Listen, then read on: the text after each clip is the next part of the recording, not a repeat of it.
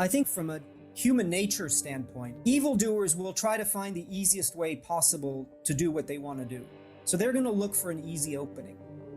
And so rather than, bury our heads in the sand and say, we're not going to do anything, what we need to do is to send a signal to the threat actors that we're doing everything we can to protect ourselves. And it's a little bit like if you think about, your house on a street, right? If you're the only one who doesn't have locks on the door on your street and a thief drives by at night, the reality is that it's not guaranteed, but the reality is that there's a likelihood that the thief will try your house first.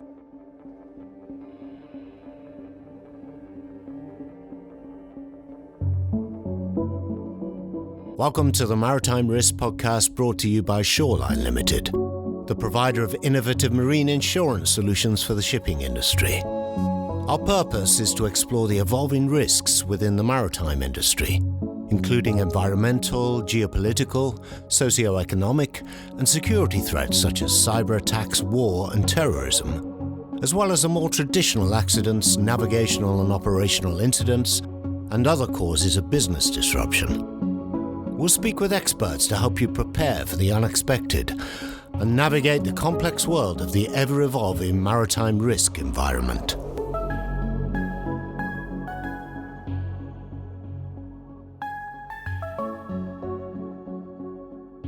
Good morning and welcome to the next in the series of Shoreline's Maritime Risks podcast. Today, we have the pleasure of speaking to a next-gen cybersecurity business in the transportation sector, Reperion, based in Singapore and the UK and further afield also. We have great pleasure in speaking to Jessie Hamill-Stewart, Andrew Sally, and Dmitry Mikhailov, who will be introducing themselves more formally shortly. Two very interesting articles that were published by the Maritime Executive. The first considered how hackers could use ChatGPT to infiltrate vessels at sea. And the second looked at or asked the question, have hackers found financial incentive to target shipping? So we thought it very sort of prescient and timely to speak to Reperion today, given how much ChatGPT, AI, machine learning seems to be in vogue, and all sorts of theories abound about how they may act as a force multiplier to skew the ever-widening asymmetry of the attack surface and attack vectors by which cyber criminals can attack ships at sea. Start by saying, guys, that you're speaking to a self-confessed Luddite. So please keep that in mind when speaking to me and answering my questions. I went to sea at a time when we sent messages by Morse code. We wrote letters to our family and friends in the hope they might write back. And MS-DOS hadn't even been thought of. So yes, things have moved on since I first put my first foot on a ship at sea. And many of my peers are running companies like this and shipping companies themselves.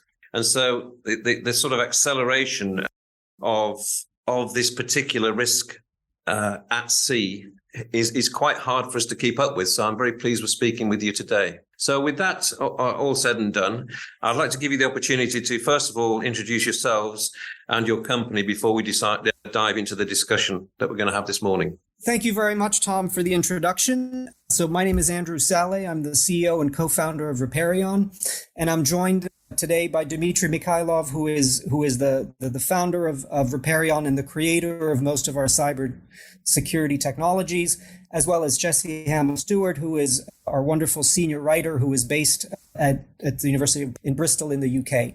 Reperion is a next generation security business headquartered in Singapore. We are focused on protecting transportation assets from cybersecurity attacks across sea, land, and air. And we're also focused on protecting industrial facilities and critical infrastructure from drone attacks. So that is our focus. We have a footprint in Singapore, the UK, Dubai, and we also have a development resource in India. Thank you for that introduction, Andrew. So, let's dive into the subject at hand here. And the first question we can consider is, so what are the main incentives and commercial goals of hackers targeting the maritime industry today?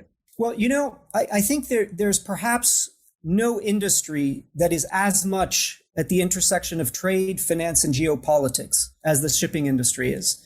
And so that makes it a very target-rich environment for hackers. In addition, if you think about cyber attacks, we've all experienced, for example, our bank's website going down for a couple of hours. But if you're able to hack a ship, you can have a much more profound and longer lasting impact by, for example, blocking a canal or blocking a waterway. And that could have huge implications either regionally or locally to the local economy for logistical, supply chain, trade, and finance reasons, right? So that's the first thing. The second thing is that if you think about who the hackers are, they're typically one of two types of actors. State actors, who might be operating either directly or through their proxies, or cyber criminals.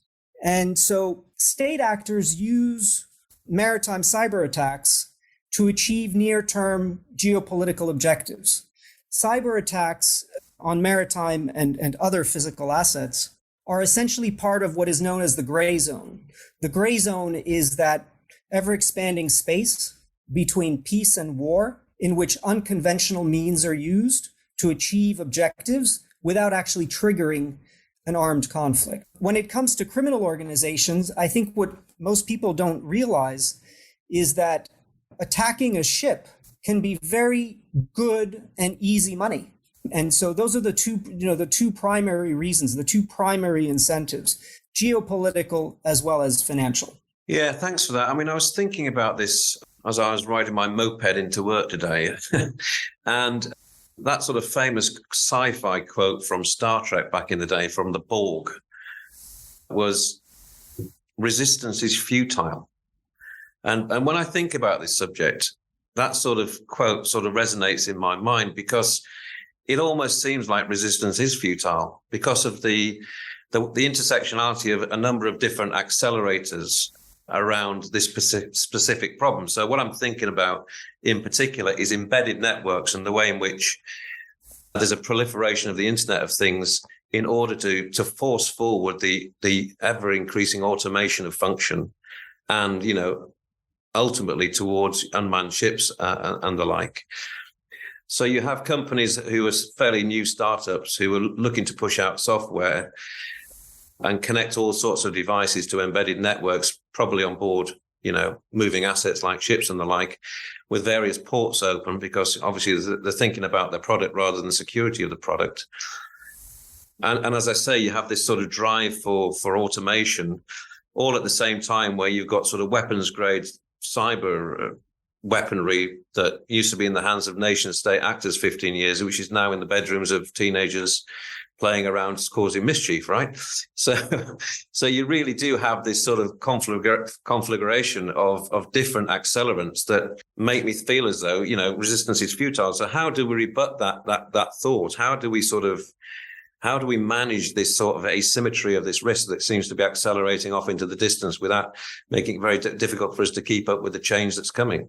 Well, perhaps I think there are two parts to answering your question. The first is a more theoretical one, and I think the second one is more technical. And I'll defer to Dimitri to handle the technical part. I think from a human nature standpoint, evildoers will try to find the easiest way possible to do what they want to do. So they're going to look for an easy opening.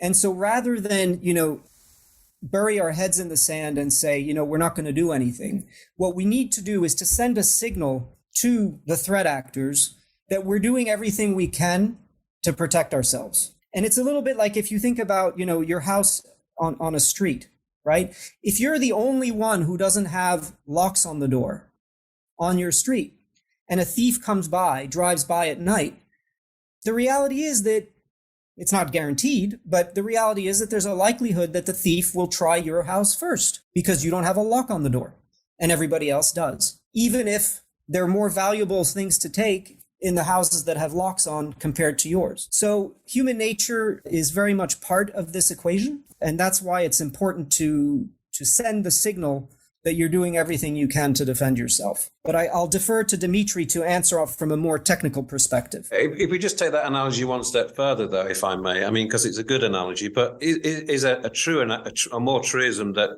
the burglars are going to get into all of the houses on the street, in actual fact, because, you're going to try and lock them up, but they're going to get in. And so is it more important to think about when they get in, what they can do when they've got into your house? So where are all your valuables? How secure are they? How can you prevent them getting hold of your valuables once they get into your house? I mean, is that a worthwhile thought? It's absolutely a worthwhile thought. And I can tell you that the discussions that we're having with ship owners is to say, look, you need to have a modular, risk-adjusted, and value-driven approach to protection. So going back to the housing analogy, you're going to want to add layers of protection depending upon what you have in the house. So if you have, for example, a tremendous amount of jewelry in the house, chances are you will have a safe in the house to put that jewelry.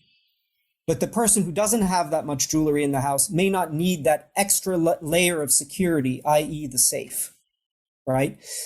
So you need to, just as you would on a street or in a row of houses, you need to have, again, a modular approach. Now, from a shipping perspective, modular basically means you need to be thinking about, okay, what kind of vessel is it? What kind of cargo is it carrying? What's its trading pattern? Because obviously the risks are different in different parts of the world. The risks are different depending upon what type of vessel it is. The risks are different the collateral risks are different depending upon what type of cargo it is.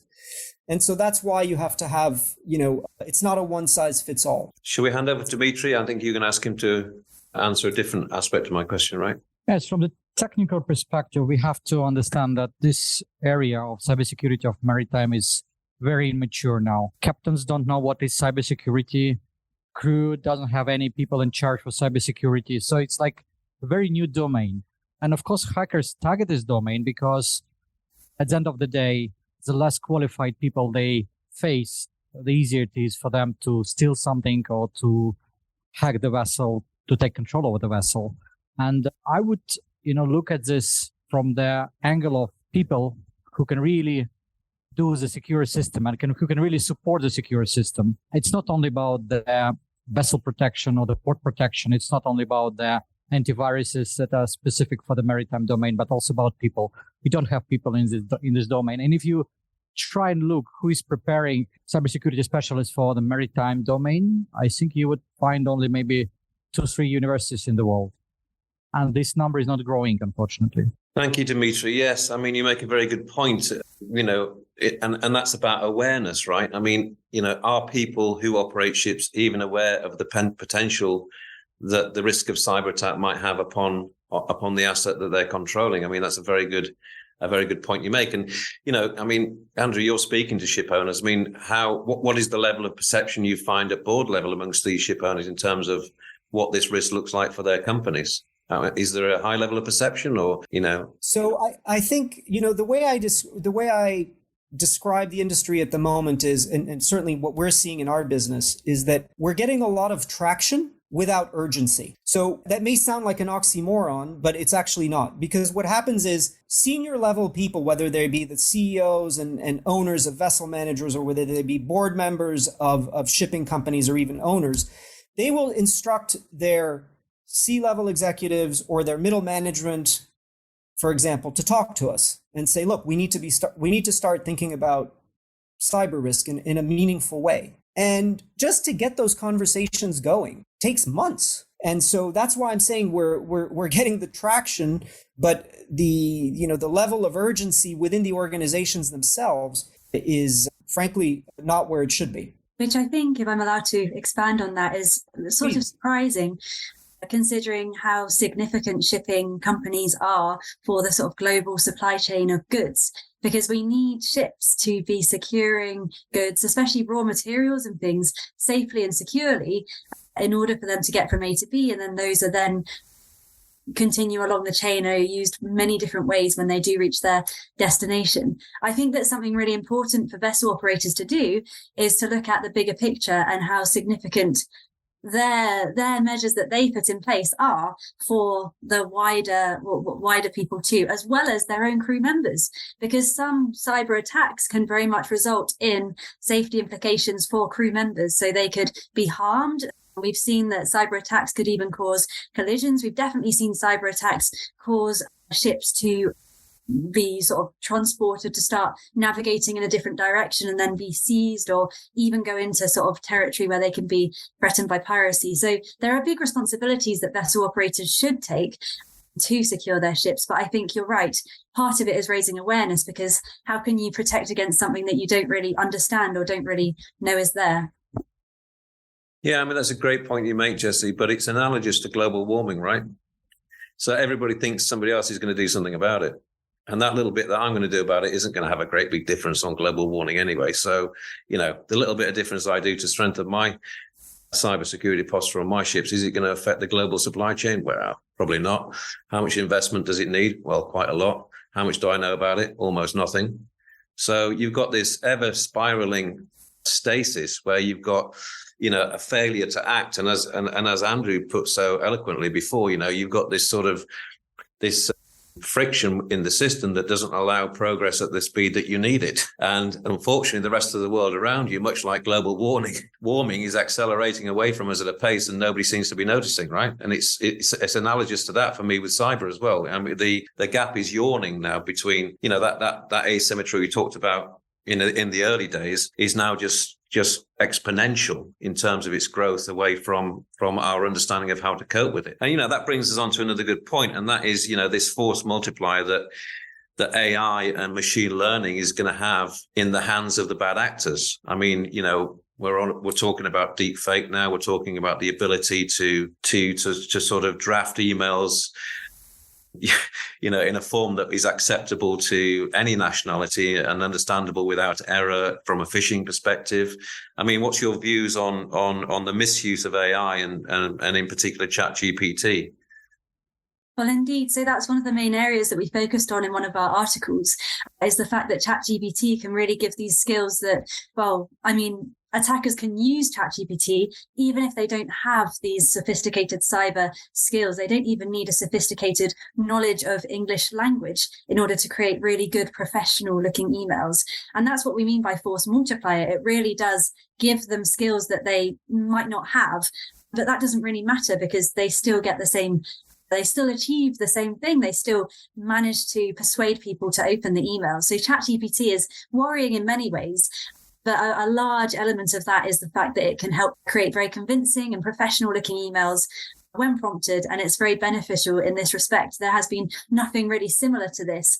And that's so accessible and can be used by everyone. Another element of it is that you can use ChatGPT to source information about vessels. Another sort of information that you might struggle to find on Google, you just ask ChatGPT and they'll provide an answer to you based on the data that they've collected. So it really is an incredibly useful tool for attackers, and in particular for people who are not so experienced in conducting cyber attacks, because it doesn't take much. It's very much human skills to create an email that can persuade someone to open it and include the link. And one other aspect to that is that ChatGPT will very happily add in a malicious link or an attachment and integrate it really nicely into an email, so that it persuades people to click on it. And then, of course, that link could very easily infect your computer network, even wider network, with malware, which then could lead to wider attacks such as ransomware. But Dimitri, he has incredible knowledge about other sort of areas in which ChatGPT can help attackers. Yes, thank you, Jessie.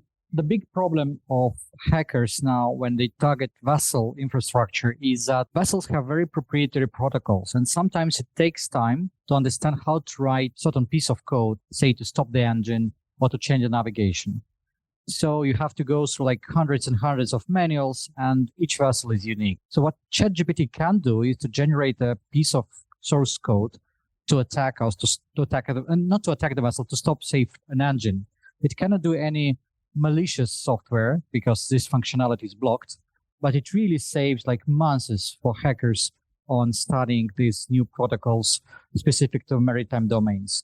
Because so far, what stops us from huge number of attacks on the vessels. In the fact that hackers cannot get access to the vessel, it's very hard to buy the equipment that they want to, say, hack in the lab and then apply in the real life. It's very hard even to come to the vessel. So this lack of knowledge is what's stopping hackers from massive attacks on all the vessels. But when they have ChatGPT, they solve at least half of the problems, because now they can generate the source code easily just with one click. They don't need to have access to all these manuals and to download them. Yeah, wow, that is food for thought, isn't it? I mean, that brings up sort of the ethical considerations of the evolution of these open source AI tools. Are there any checks and balances from those that have created, Bard and ChatGPT and the like to misuse of their software for malicious reasons? I mean, is there a check and balance in place? Can you use ChatGPT to counter these moves by the bad actors? I guess is another question. Can it cancel itself out, so to speak? I think ChatGPT is not designed for attackers, so it's not designed for criminals, but it can very easily be manipulated. So if you ask ChatGPT to create a phishing email for you that will maliciously, persuade people to open an email that they shouldn't open, if it's very overtly for a crime, ChatGPT will not do it. But you can very easily just ask ChatGPT to create an email as if you're a colleague, to ask your colleague to open this, link to some tickets or something similar. So it's very straightforward, especially in sort of the maritime industry, because there are so many legitimate reasons for people to be sending emails or, this way or that. And if they look very convincing and they're very professional in terms of the language used, and they're clearly from someone who knows about maritime or is using the right terminology, what reason would you have to be suspicious of that? So I think there are filters in place to stop attackers from using them, but it's very easy to bypass them. I'm not sure if it's the same in terms of the code, though. That's something that Dimitri could help you with. Yeah, unfortunately, now almost in all countries, AI is not regulated. These regulations are just coming. ChatGPT is also not regulated at all. They try to block all these malicious requests to ChatGPT, because the biggest problem that ChatGPT brings to this hacker world is that hackers really can collect a lot of knowledge from open sources without this deep search. Yeah, and if you look back in the fairly recent past in terms of the evolution of ransomware and malware, it all kicked off with well-meaning academic papers, right? Written by academics on, hey guys, look what could happen if X, Y, and Z happened. And, there were ethical arguments at the time, whether those sorts of papers should be published because they could be read by the bad actors and could give people ideas about how they can attack computer systems. And the school of thought, I believe at the time, was, well, no, this is more because this is essential academic research so that the manufacturers of software, of computer networks, of computers need to be aware of how to safeguard this infrastructure going forward. And they're more likely to be reading these papers than anybody else. But the extension of that is, could AI even evolve through its own understanding of its deep research and the amount of knowledge it has access to, what future trends could be in cyber attack vectors? The changing face of ransomware, the changing face of malware, where that's going to morph into with the use of AI and machine learning. If you let me, the problem is that from the technical side, that all the hacker attacks at the end of the day are attempts to find human mistakes in the code, in the source code, and attacks through these mistakes, through these holes that exist because humans always make mistakes. So hackers, when they act on their own, they're not that efficient to find this mistake. They have to spend a lot of time and a lot of money on this. AI can do it very fast, and it will not let it go. The problem is that when hackers are equipped enough with AI tools, they will find these vulnerabilities much faster, and it will be available not just for professional hackers, but as we call it, student hackers, those who just try their skills, and they can become very, very dangerous in this case. Let's look at what ship owners can do to protect themselves against this burgeoning threat of this, insidious creep towards AI and machine learning, evolution of cyber risk on board their vessels? What can they do to stop this, this risk? Well, I think at a high level, what they need to start doing is essentially protecting themselves with cybersecurity products. And again, doing it depending upon what the trades are, what the vessels are carrying, and what the vessels, the actual vessel size and all of that. All of that has an impact on how a ship owner should go about protecting him or herself. But that's step one. And I think that, we all know, and, obviously you have a deep experience in the industry. We know that the industry needs to be pushed. The industry will not act on its own.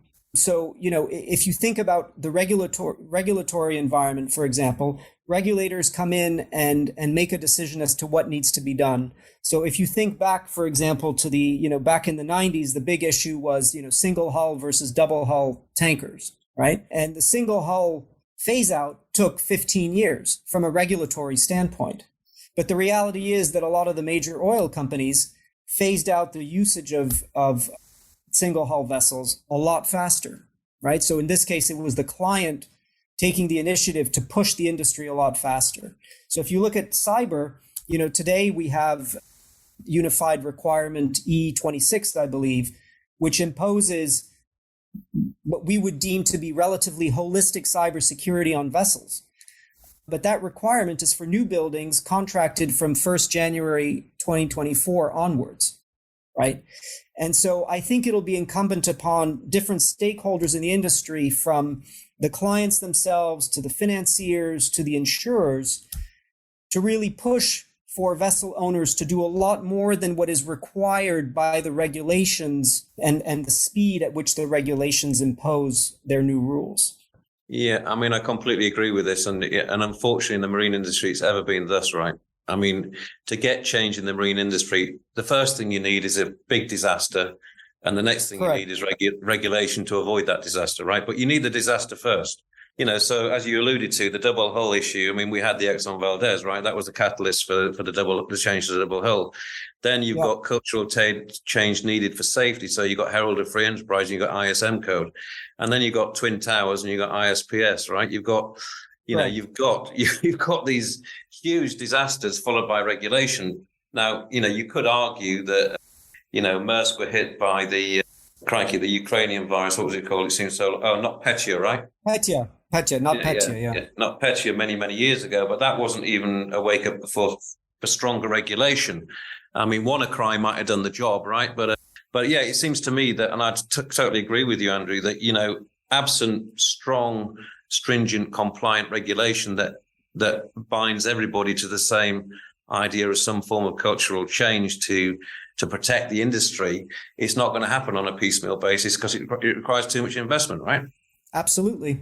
I would say that that's a challenge of cyber attacks generally, is that they're very much something that people consider theoretical until they become a victim themselves. And as you mentioned, that's very common with other types of sort of disasters, having to wait for something terrible to happen before putting safeguards in place. But I think it's especially frustrating when it comes to cyber attacks, because we're talking about this very tiny scale thing, one email here and there, or one email that looks a bit convincing, and it just looks quite legitimate. You click on it by accident. Oh no, how could that possibly lead to a larger disaster, or a vessel crashing or breaking, or some kind of parts of its systems breaking down?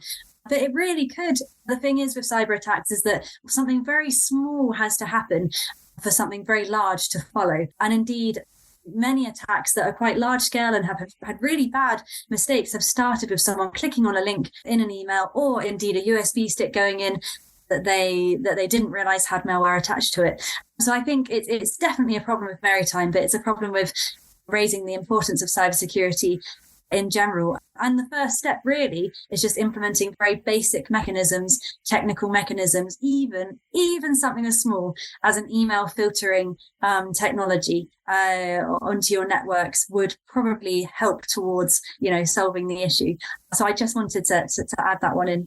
Yeah, thank you for that. And that's very useful advice, Jessie. And, maybe we should finish this podcast with some useful top tips really to start on that sort of pathway to better cybersecurity. I don't know if you have any thoughts on some simple measures that maybe ship owners who might be listening to this who are not currently taking proactive steps to harden their security posture might like to listen to and think about to better safeguard their assets and their employees. I think that Dimitri can expand on some technical measures, but something that I wanted to bring up was that, especially when it comes to manipulating people into doing things for you, like so many attackers do, something that vessel operators can definitely do is try as hard as they can to limit some of the really sensitive data or information about their vessels, about their operations, and about the personal people and the crew members who work there, if at all possible, because the information that's out there that's made public can be used to sort of manipulate if needs be. And that's something that goes for, all sorts of companies. But that's something that could be done, limit the information that's on the website perhaps, and also bringing in those sort of, even those very sort of low level technical mechanisms, even such as the email filtering, I think. But I'll let Dimitri expand. I think the good start, I totally agree with Jessie. I think a good start would be to have even a small set of online courses for the captain at least and for the crew, just to be aware of what is cybersecurity on the vessel. And then we can go to the next level, installing first protection measures. And the more you go up, the more you do the cybersecurity process, the state, the more secure you are. But it has to be everyday exercise. Fascinating. I could keep talking because I do find this subject very interesting, but I think we've probably come to the end of our time today. But, you guys are doing a great job, it seems, against a very worthy adversary. And I think the industry will come round to the idea that the house has to be put in order at some point. It feels as though we're still quite a long way away from there. But I think as we continue to evolve, there's going to be a need probably for more stringent regulatory requirements placed upon the industry to better protect itself. And in the meantime, all we can try to do, I guess, is to continue to educate and make people aware of what these risks are to their organizations and their ships. So thank you for contributing to that. It's most appreciated. Thank you very much for having us. It was a real pleasure. Thank you. Yeah, thank you. It's been a pleasure.